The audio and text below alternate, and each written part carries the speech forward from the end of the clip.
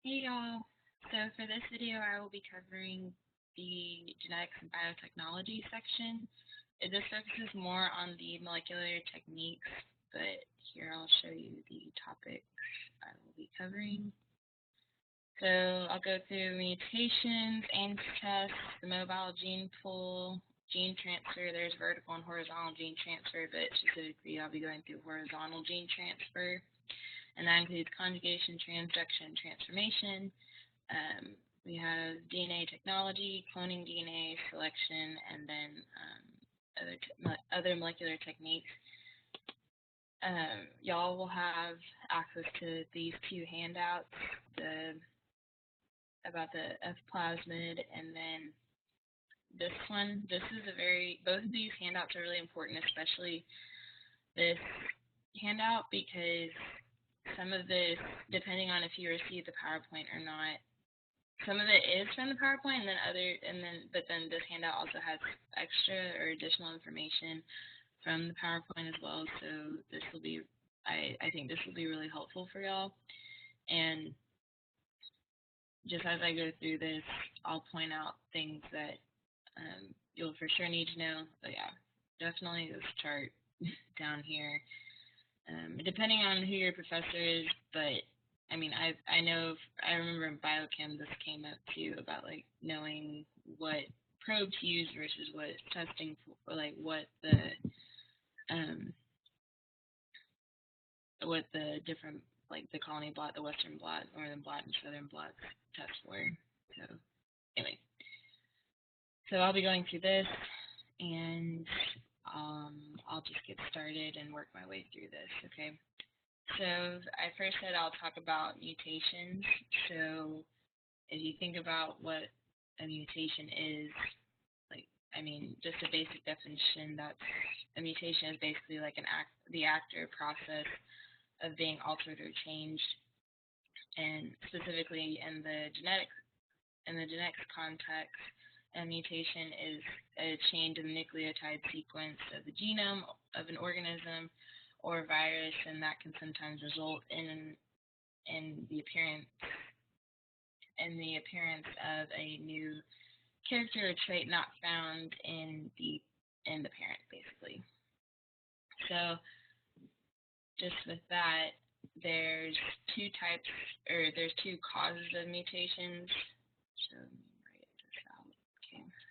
So we have two causes of mutations. I was about to say mutant causes of mutations. So we have spontaneous,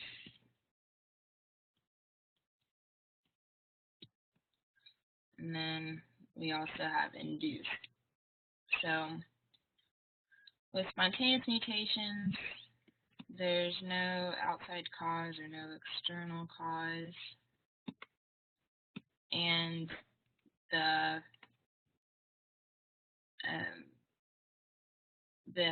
average for DNA for spontaneous mutation, average for DNA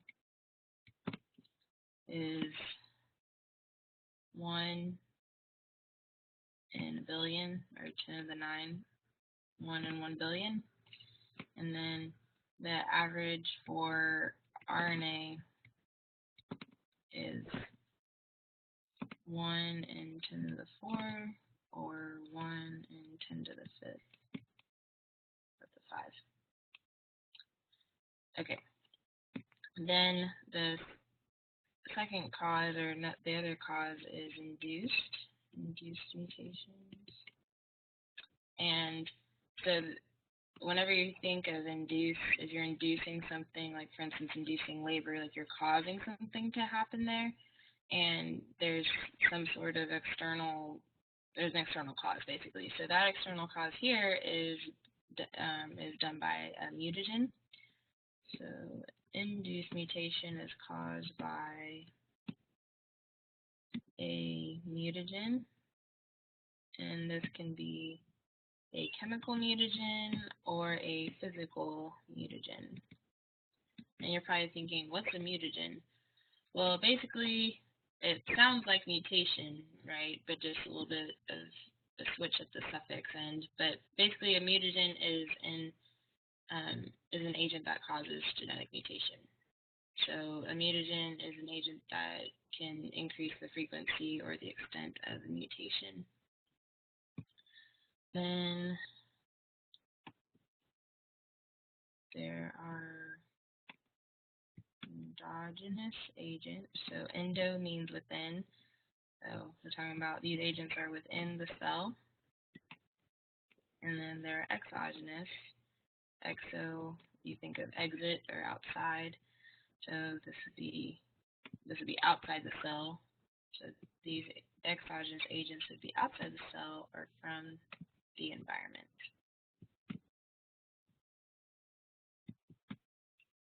Okay. So just some basic groundwork there. Now there is a test to detect chemical mutagens and even some possible carcinogens, and that test used to detect the chemical mutagens is called the Ames test.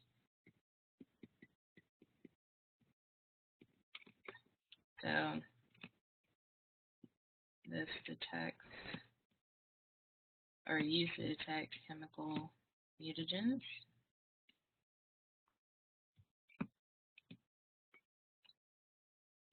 And possible carcinogens.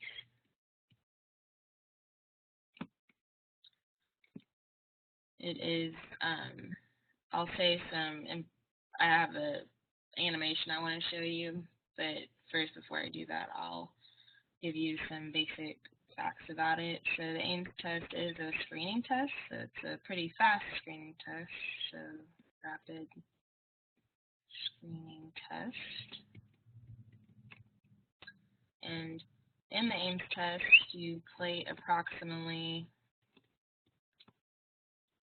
10 to the 8 to 10 to the 9, so like 100,000 to a billion. Salmonella. Oh, hit the button. Okay. This is important to pay attention that you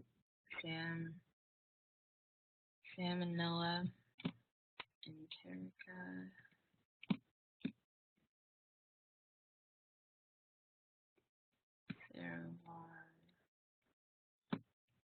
Let's make sure I get the spelling right.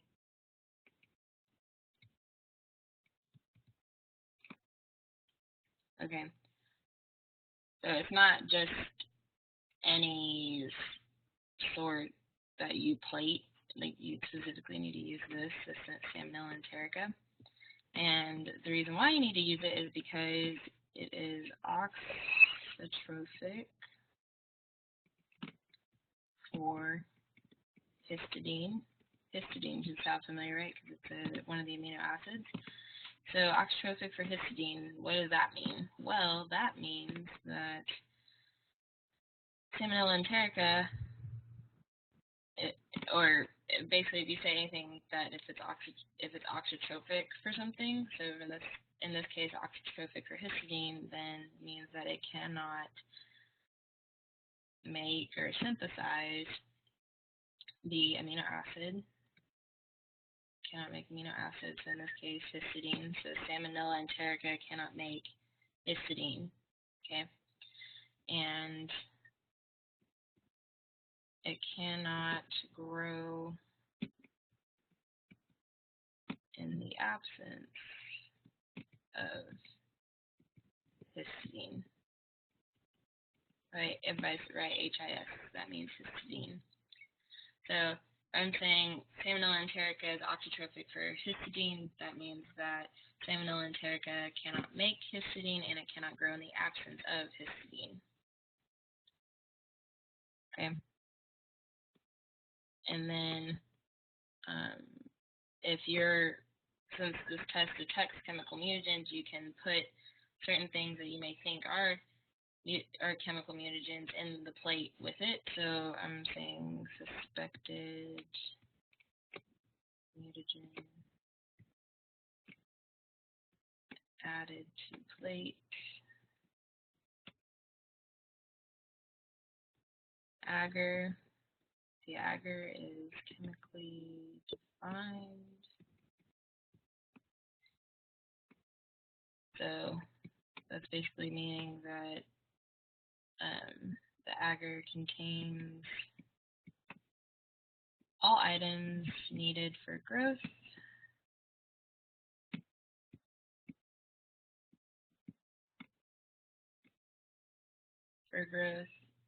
Except for the amino acid histidine. Okay, so you have the salmonella enterica, you add the suspected mutagen, the agar is chemically defined, okay? So you run this test, right? If there is a conversion of his minus to his plus, then that means that indicates mutagenicity. Okay, so I'll go, you're probably like, well, what does that really mean? I'll show you the animation in just a sec. So I just want to make sure that we write all this down first. So conversion of his minus. So his minus, like you think minus without, it's like subtracting. So no, basically like no growth. Conversion of his minus. So his minus meaning like there's histidine is not being made. Okay, his minus histidine is not being made. Conversion of his minus to his plus equals. I'm just putting the 3 to add more emphasis. Indicates mutagenicity. So if the chemical is if the suspected chemical that you added is a mutagen, then many colonies will form. So that's the his plus. So basically, if you do the test and you see colonies forming, then that's the conversion of his minus to his plus, because those colonies basically histidine is being made. Then if the chemical is not a mutagen, then far fewer colonies will form. Okay. So you can think of this as chemical mutagen.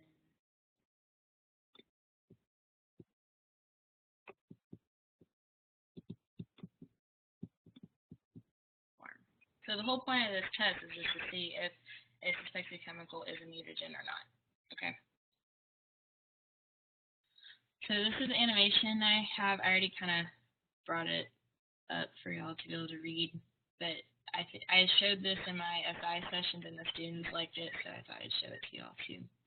So the Ames test uses mutant bacterial strains that are unable to synthesize the amino acid histidine from the ingredients in the culture medium. We already talked about that. Therefore, these strains require histidine to grow.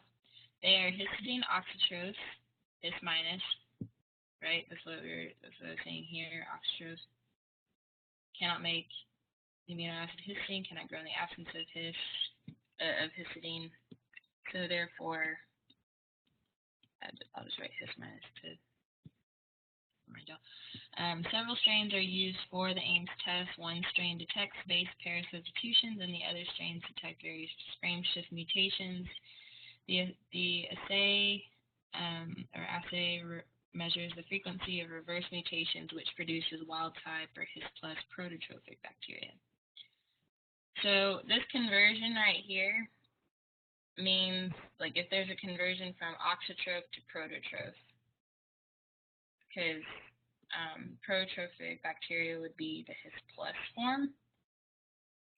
Okay, so just think auxotrophic his minus, prototrophic his plus. Okay, because depending on who your professor is, they may just say auxotrophic and prototrophic instead of just saying just his minus and his plus. So it's just good if you know about both. Okay. The bacteria used in the Ames test are sensitive to mutation because they have increased cell wall permeability due to a mutation that causes partial loss of the lipopolysaccharide or LPS. barrier that coats and protects the surface of the bacteria. And if you remember LPS, that's in gram-positive or gram-negative. It's in gram-negative. The lipoteichoic acids are what's in gram-positive. So this increased permeability permits compounds to pass through the cell walls that are blocked by the LPS barrier of wild-type cells. So remember, the wild-type cell is the His plus prototrophic. Another mutation in the excision and repair of the DNA results in the inability to repair mutated DNA. Some strains have R-factor plasmids or multi-copy plasmids which contain error-prone DNA repair systems. In my experience, we didn't really talk about this bit here with the excision and repair. That's actually going to be the next topic I talk about. At least for the micro class here, you just need to know about the categories. You don't really need to know this part really in depth. Just focus on this top part here for the Ames test. But anyway, all this part is saying is that the bacteria used in the Ames test, if there is a mutation, that it affects them more easily because it's easier to permeate the cell wall, and due to that partial loss of the LPS barrier. Okay. Then plated bacteria. So saying if there's a mutation, so like let's say this goes from His minus to His plus, okay. Vertin prototroph, His plus, bacteria mutated and are able to grow in medium without histidine. Yes. Oh, I think I twisted my words unintentionally. Whenever I was saying that the colonies grow, I didn't mean that they were making histidine, like just the bacteria, the colonies form in the absence of histidine. So, and remember our definition of oxytrophic part of the definition is that the bacteria cannot grow in the absence of histidine. So if the colonies are able to grow in the absence of histidine, that means there is a mutation. So they're no longer oxytrophic, but they are prototrophic. Okay. If there is no mutation, it's still oxytrophic, His minus. No revertins were produced. The plated bacteria die because of the lack of histidine in the medium. If they're oxytrophic, they cannot grow in the absence of histidine. Okay. And then this can be applied on seeing whether, like, detecting possible carcinogens as well. I don't know if your professor will go more in detail with this, but the students in my session like that this kind of was applied to something else besides just a Petri plate exactly. I mean, because this was, you had to extract this from a mammal. I don't know. I'm showing you this because some of the students like this. But you can read this part here on the side, and I'm not really going to go into a lot of detail I'm not really going to explain this just because in class we didn't really talk about this. This was just more of an extra thing because the students enjoyed it. And then screening, pretty much. You don't really need to worry about the steps of the screening. This is extra. In terms of the Ames test, what I talked about here, and I'll put this all the way just so that you can read it. You can pause the video and read it. This is more of a summary kind of thing, but you need to focus more on this first bit that I showed you and this bit, as well as this. So these first three kind of animation things I think are the most helpful for y'all. Okay. And next we have, I said that I'd go over the DNA repair systems categories.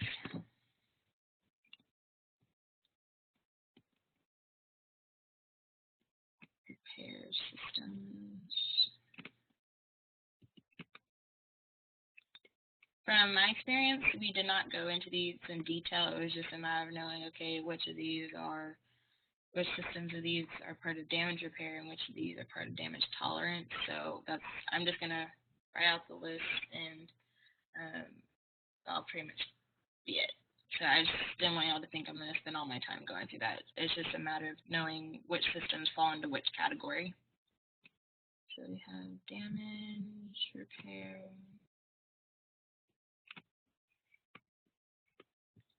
And then damage tolerance.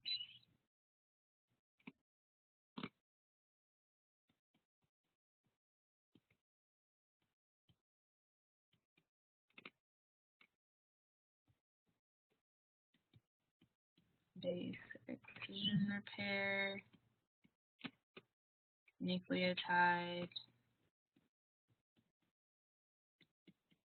Extension repair.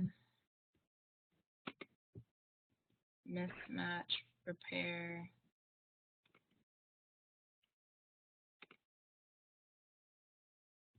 Alternate excision repair.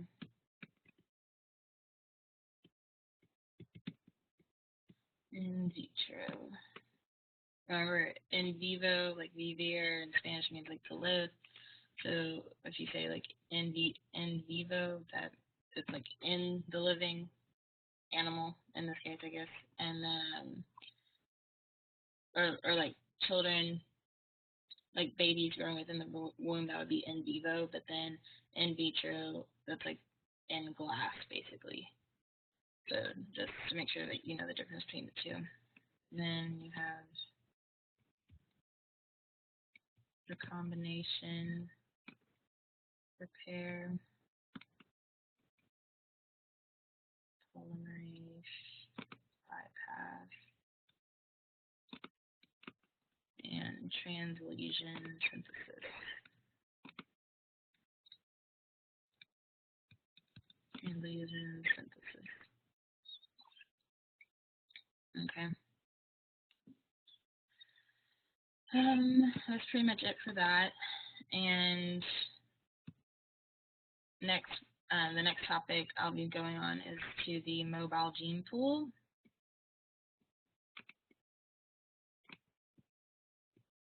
So I'm sure you understand where I'm going with this. Basically, DNA that relocates. So DNA that relocates.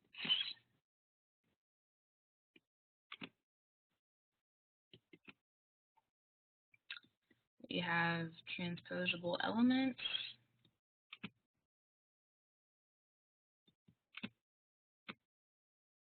We have plasmids.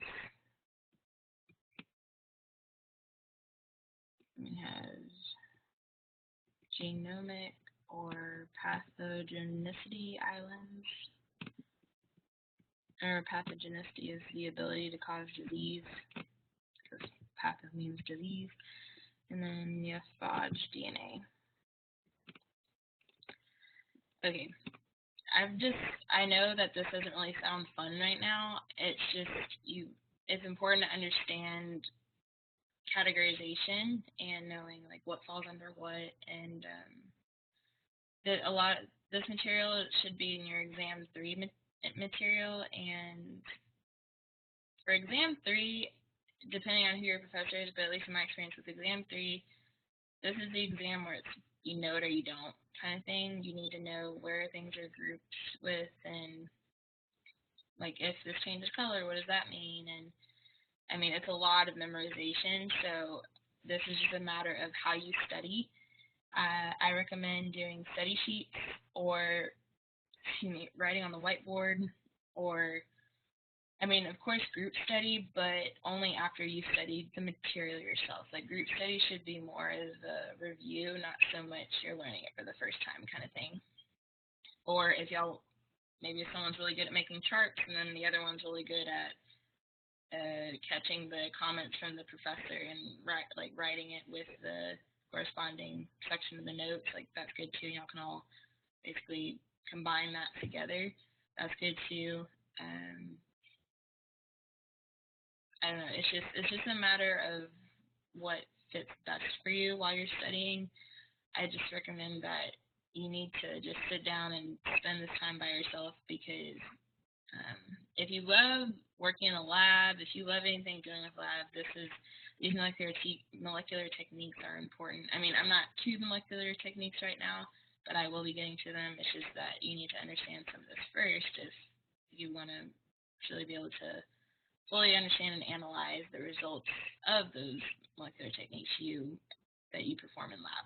So that's my mini soapbox for now on studying, but I just want to make sure that y'all are aware of how to kind of go about this material, because it can be overwhelming whenever you have the biotechnology stuff, the bacterial taxonomy, or fungi or antibiotics all together. So anyway, with transposable elements, it can range from about 2,000 to 20,000 base pairs, and they generally move within the cell. For plasmids, that usually ranges from about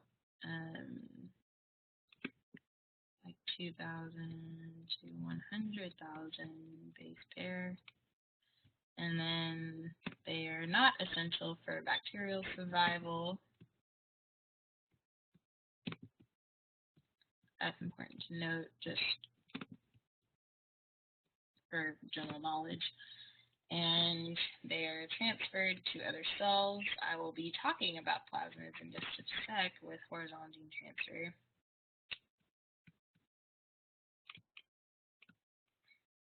Out of this whole list, is probably most important for you to understand the plasmid part, but make sure you know about like transposable elements, plasmids, the genomic or pathogenicity islands, and phage DNA. And if your professor wants you to know more about these last two, then they'll probably go in more depth during lecture. But from my experience, they needed to just know these four individually they fall into the category of DNA that relocates. And that's pretty much it. But then the plasmids is what y'all go into more detail with. Okay, gene transfer.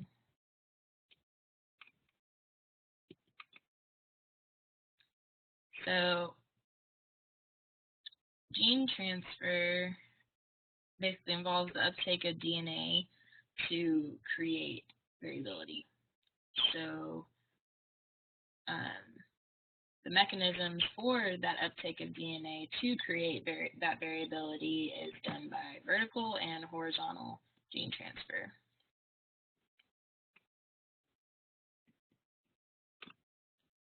Vertical transfer. And this is what y'all are probably most familiar with. The vertical transfer would be from parent to offspring.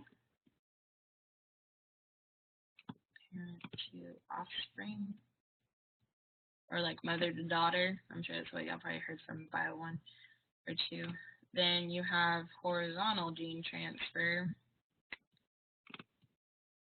And if you want to kind of keep that parental or family idea of trying to remember which is what, instead of parent to offspring or mother to daughter, it'd be more like a cousin to cousin kind of thing. So if that helps you remember that. And so that basically is cell to cell in same generation. Okay, so I'm going to be mainly focusing on horizontal gene transfer. So what falls under that is conjugation, transduction, and transformation.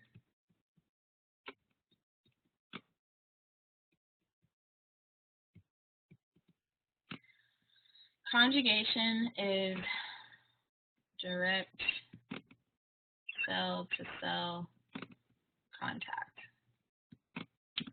Transduction is done through a bacteriophage, and transformation is uptake of DNA from the environment. It is very important that you know the difference among these three, okay? And I'm fixing to go through those anyway, so. I believe I have, yes, I have a video for you. Okay. I'll play this first and then I'll go into conjugation, transduction, transformation. Vertical gene transfer is the transfer of DNA during normal cell division. It produces new cells and ultimately the offspring of subsequent generations. By comparison, horizontal gene transfer is the transfer of DNA between different genomes. Horizontal gene transfer is very common among different species of bacteria. However, it can also occur between prokaryotic and eukaryotic species, and it has occurred frequently between the three genomes found in eukaryotic cells, namely the nuclear, mitochondrial, and chloroplast genomes. Though the mechanisms of horizontal gene transfer are not well understood, one postulated mechanism of horizontal gene transfer from prokaryotes to eukaryotes is illustrated here. If a eukaryotic cell ingests a bacterial cell by endocytosis, the usual result is that the bacterial cell is degraded. This is a relatively common event for at least some cells in many eukaryotes. According to this model, on rare occasions, a gene from a bacterium could escape degradation. The escaped gene could then enter the nucleus and become inserted into the chromosome of the eukaryotic cell by non-homologous recombination. The incorporation of a bacterial gene into a eukaryotic species may ultimately alter the characteristics of that species and, over the course of many generations, may influence the course of evolution. Okay. I thought that was a helpful video and just for you to kind of have an overview before we dive in. I'm just making these notes for conjugation. Plasmid or chromosomal DNA. So, like I said, basically genetic material is transferred from cell-to-cell contact for conjugation, and so cell-to-cell contact is usually done through a conjugation pilus. And that's pretty much as far as y'all really go, as much you really need to know about conjugation. And before I talk about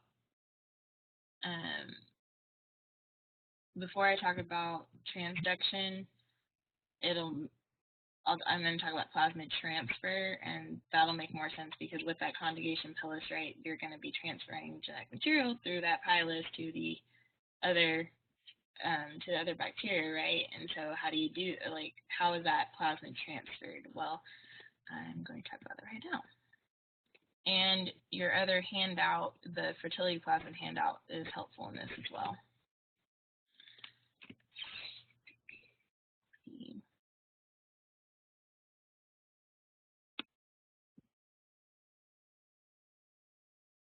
Okay. So it's important for you to understand the difference between the F. Okay, so first, the F plasmid stands for fertility plasmid, okay? And then there's the F plus, F minus, and then there's F prime and HFR. So this this handout is helpful and just kind of just lays out those differences for you. So the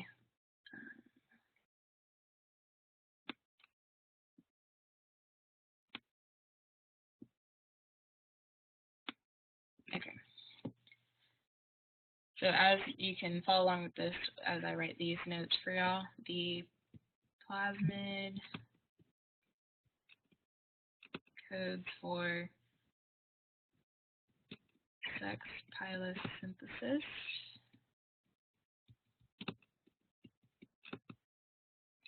And so the pilus, like I showed, what I drew, the conjugation pilus, the pilus is used to connect the cells and the plasmid is cleaved at the origin of transfer. A single strand of plasmid enters the recipient cell, and this whole process can take up to around 2 minutes. And then donor and recipient cells replicate complementary strand.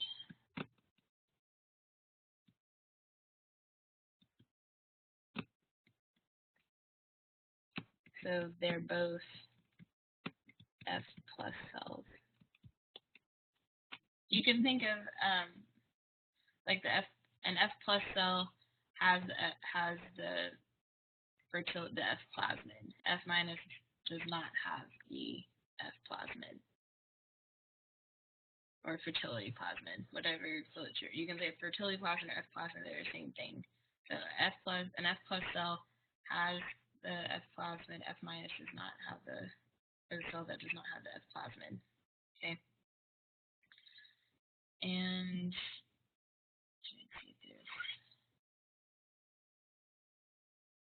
yes, I'll talk about HFR in just a minute. F plasmid contains genes required for zone transfer between cells. These genes are known as the TRA genes. They encode proteins to process plasmid DNA for transfer. Other genes involved with formation of F for fertility pilus. Pilus draws F plus and F minus cells together. I mean, you can think of it as male and female.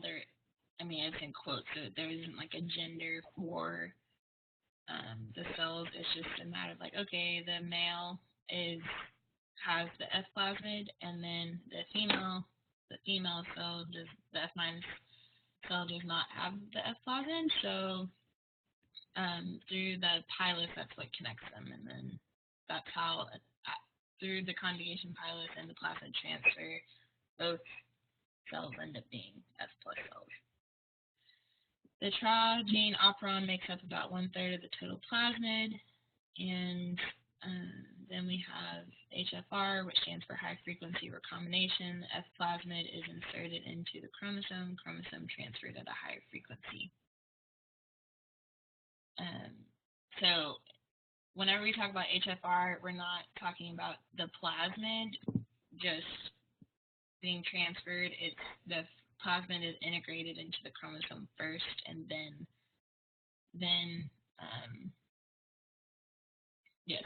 the plasmid is integrated into the chromosome, and then the chromosome is transferred at a higher frequency. So we have the F prime cells. There's two types. There's type 1 and type 2. There's a typo here, type 1 and type 1. But this basically says it here. Type 1 F prime has part of the F plasmid in the chromosome, has part of the chromosome within the F plasmid. Type 2 contains all the F plasmid. So this right here would be type 2. Anyway, I think this is a helpful diagram just so that, it's a clear difference between the two. But anyway, so in chromosomal transfer, I'm going to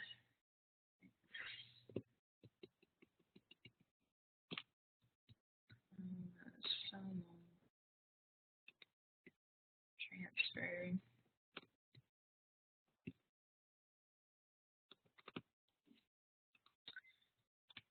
F plasmid, and we're talking about high frequency recombination. F plasmid integrates into donor cell chromosome. Donor cell chromosome, that's the HFR cell, and the recipient usually stays minus, and the F prime cells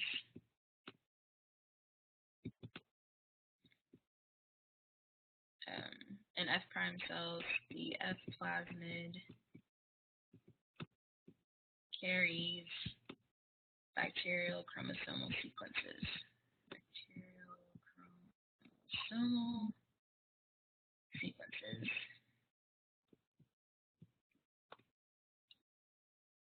Okay.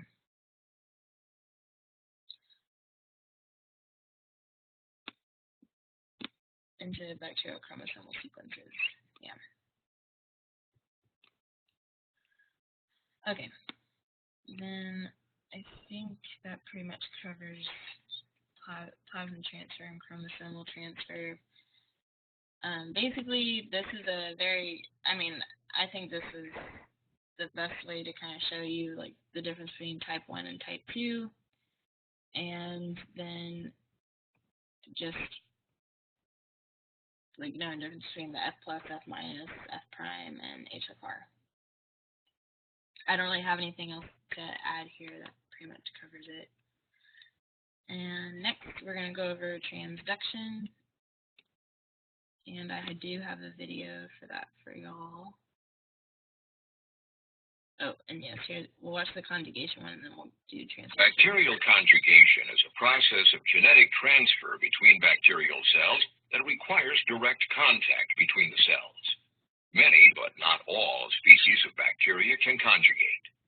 Conjugation can occur between cells of the same species or even between cells of two different species. A small DNA circle or plasmid called the F factor is required for conjugation. The F factor stands for fertility factor. Strains of bacteria containing the F factor are called F plus. Those without it are called F minus. An F plus cell, or donor, produces a structure called a pilus to connect with another recipient cell. To begin conjugation, the F factor is cut at a specific region called the origin of transfer by a protein assembly called the relaxosome, which associates with the strand to be transferred, or the tDNA strand. Accessory proteins of the relaxosome are released, but a portion of the relaxosome called the relaxase remains attached to the tDNA. Okay, you don't really need to worry about this with the relaxosome and relaxase. I just wanted to provide more information in case you're interested, so I'll just let this play the rest. But basically, what you really need to focus on is this first part of the video, okay? Relaxosome are released, but a portion of the relaxosome called the relaxase remains attached to the tDNA. This tDNA relaxase complex is recognized by a coupling factor and transferred to the exporter, a complex in the F plus cell that is contiguous with the pilus. The exporter pumps the tDNA relaxase complex into the recipient cell. Once the entire tDNA molecule is transferred to the recipient cell, relaxase joins the ends to make a circular DNA molecule. As the tDNA is transferred to the recipient cell, it is replicated to become double-stranded. In the donor cell, the F factor DNA was also replicated to become double-stranded. This actually occurred as the tDNA was being transferred to the recipient cell. In the end, both cells wind up with a complete double-stranded copy of the F factor. Their connection through the pilus is released, and each is now an F plus cell that can go on to conjugate with other cells. Okay, so it's conjugation, and now we're going to do transduction. When certain types of bacteriophages infect host cells, they bind to the cell surface and inject their DNA into the bacterial cytoplasm. And remember what we said, or what I wrote on the board a few minutes ago. I said transduction was through or via the bacteriophage. So that's what we see here, the phage DNA being injected during the infection from the bacteriophage. Okay, sorry, I'll start this over. Okay. To the cell surface and inject their DNA into the bacterial cytoplasm. During the infection process, bacteriophage DNA is replicated and new phage proteins are made. In some cases, the host cell DNA may become fragmented into small pieces. New phages are made by the assembly of phage DNA and phage proteins. Occasionally, a piece of host cell DNA may be packaged into a phage coat. In the example shown here, a fragment of DNA carrying the His+ gene has been packaged into a phage coat. This is called a transducing phage because it can carry or transduce a bacterial gene to a recipient cell. The His+ gene encodes an enzyme that enables the bacterium to synthesize the amino acid histidine. In the chromosome of the host cell, it happens to be next to a gene designated Life+. The transfer of the His+ gene to a recipient cell first involves the binding of the transducing phage to a recipient cell. In this case, the recipient cell is His-, which means that it is unable to synthesize histidine. The DNA carrying the His+ gene is injected into the recipient cell. It then recombines with the bacterial chromosome in the recipient cell, thereby replacing the His- gene with the His+ gene. In this way, a trait of the original host cell, namely the ability to synthesize histidine, has been transferred to a recipient cell. Okay, and I like this video because it actually brings up histidine in this example, but then I also have this, and I'll leave this for a second in case you want to pause the video to read, but there's two types of transduction. There's generalized transduction and specialized transduction. So there's a little bit about each here, specialized transduction and generalized transduction.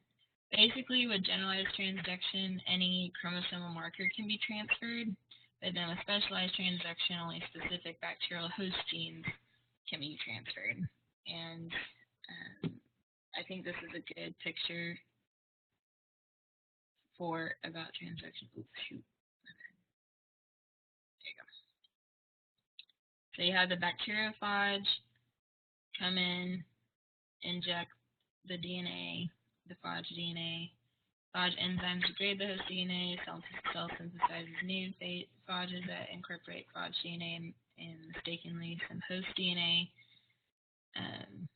And you have transducing phage, transducing phage injects donor, or transducing phage injects donor DNA, and donor DNA is incorporated into the recipient's chromosome by recombination. And so that's what we basically just watched, but I thought this was another good figure.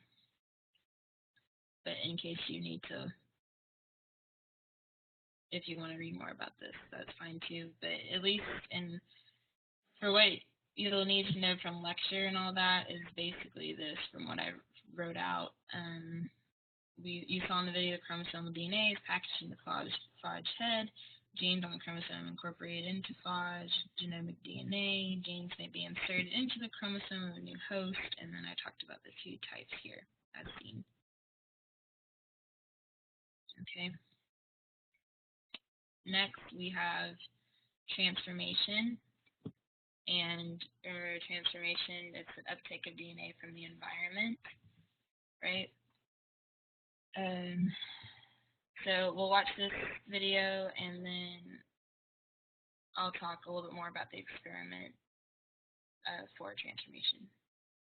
DNA transformation involves the transfer of naked DNA into a recipient cell. In the first step, double-stranded donor DNA binds to specific receptors on the surface of a competent cell. One strand of the donor DNA is degraded by nucleases while the other strand enters the cell. The single-stranded donor DNA pairs with an homologous region on the recipient DNA and is integrated into the recipient genome by a breakage and reunion mechanism called homologous recombination. If there are any differences between the nucleotide sequences of the donor and recipient DNAs, the mismatch repair system comes into play. The repair system removes either the donor or the recipient strand and replaces it with the complementary sequence. Since either strand may be repaired, some cells contain the new donor DNA, and others have the original DNA sequences. In the laboratory, cells are plated on selective media so that only the transformants will grow.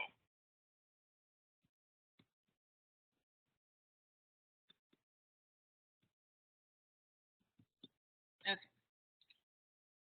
So I think that, I mean, it was quick, but at least it talked about, yes. And this is kind of a good intro in talking about ampicillin since we're going to be moving on to antibiotics after this. But with transformation, like the beginning of the video said, it's basically the uptake of naked DNA from the environment. And the buzzword to kind of go with transformation is competency, and I define competency here for y'all. But basically, like, what happened with transformation with the experiment was, if you take heat-killed encapsulated cells and living non-encapsulated cells, and you inject them into a living organism, for instance, like it was a rat or a mouse, then as a result, the mouse dies, and the cells that they would find is the living encapsulated cells isolated. But then if you just only injected the heat-killed encapsulated cells into the mouse, then the mouse lives. And if you individually only inject the non-encapsulated cells into the mouse lives. The thing is, whenever you injected both the heat-killed encapsulated cells and the living non-encapsulated cells together, then that's whenever the mouse dies. So the thing is, from this experiment also, you were looking at which had an effect, which didn't have an effect on the mouse. And here, I'll draw this. Maybe it'll make it a little bit more sense. So if you have the heat-killed encapsulated cells plus living non-encapsulated cells,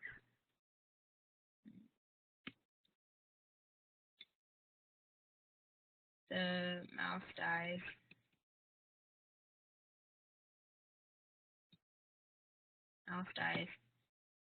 And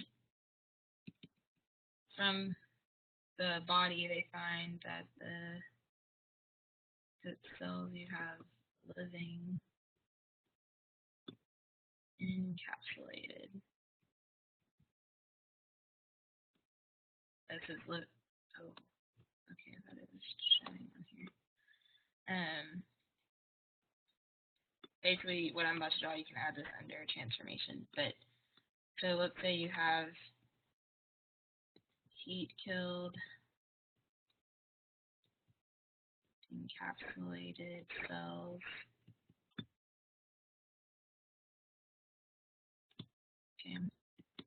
plus living non-encapsulated cells.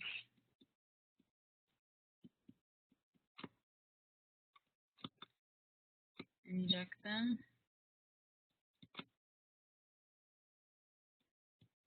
And the mouse dies. Oh, that looks like a bunny rabbit, but you get the idea. Mouse dies. And in the cells, in its cells, you find living encapsulated cells.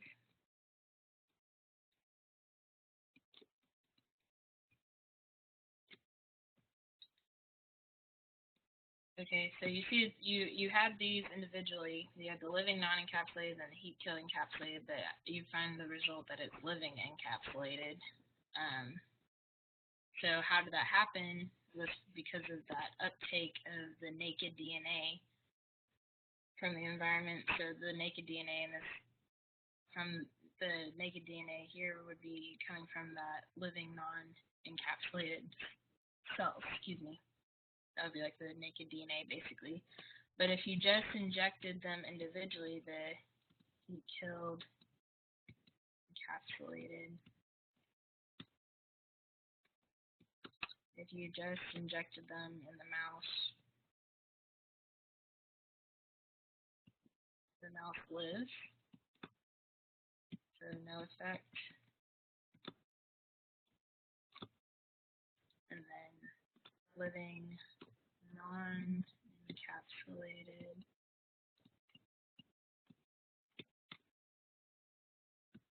inject them, then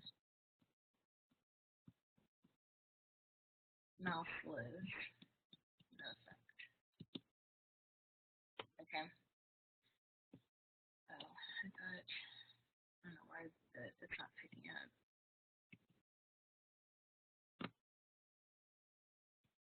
Guys, no effect. And then living, non-encapsulated, inject,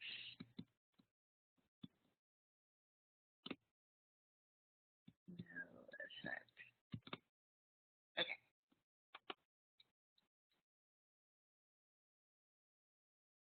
And some extra,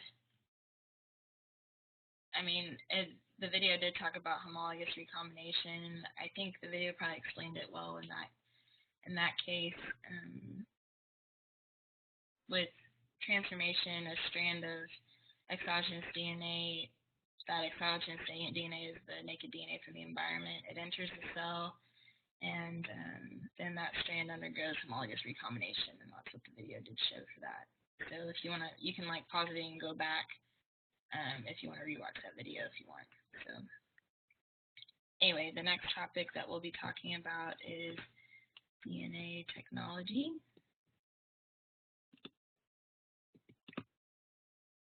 And specifically recombinant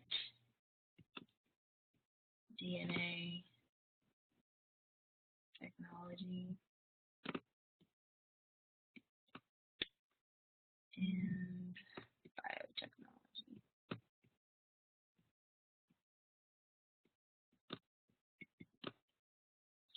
So recombinant DNA technology is basically the collection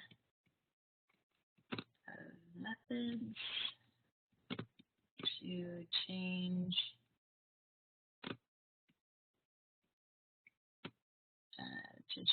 an organism's nucleic acid genome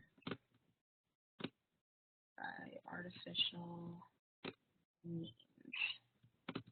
So we'd be calling that genetic. We call that, or I'm sure you hear it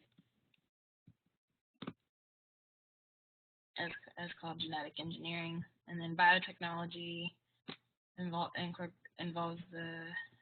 processes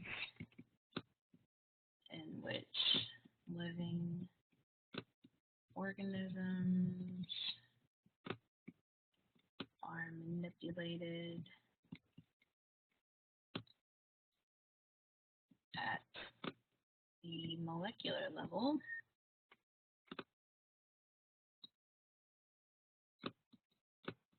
to form useful products.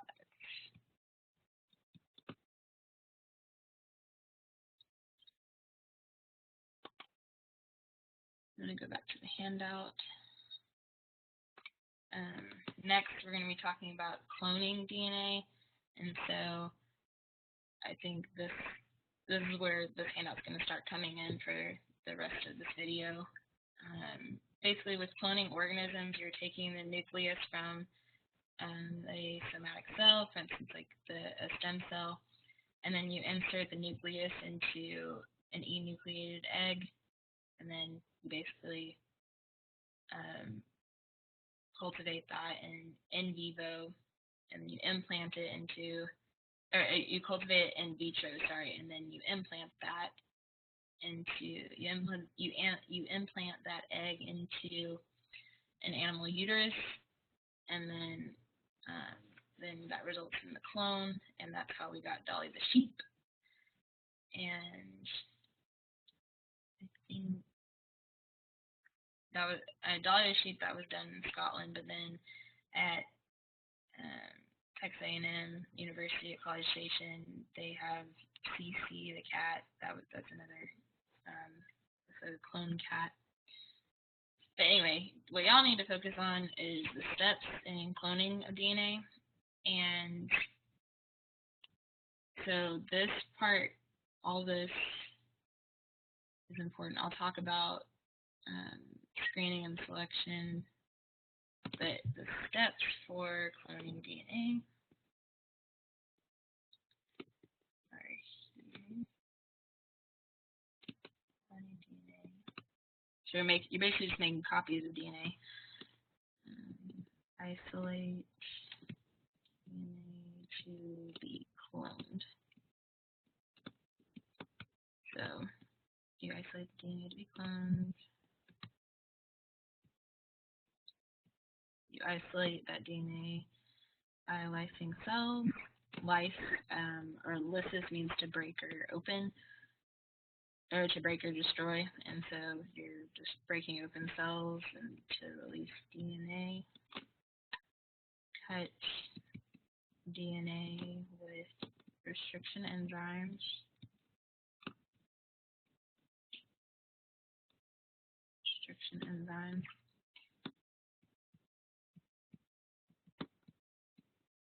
Or you can also use a vector, so that would be a plasmid or a bacteriophage. And then we combine fragments with vectors, or with the vector using DNA ligase. DNA ligase sounds familiar, right, from the Okazaki fragments.